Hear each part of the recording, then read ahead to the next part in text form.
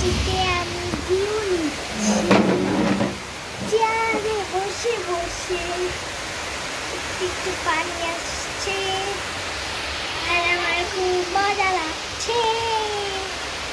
ও ওই দেখেন আমাদের রামঘাট, অনেক আম হয়েছে।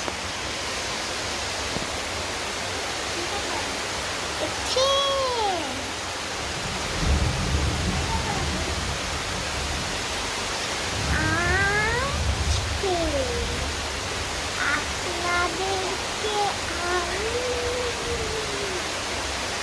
একটা ভূতের ঘটনা শোনাবো।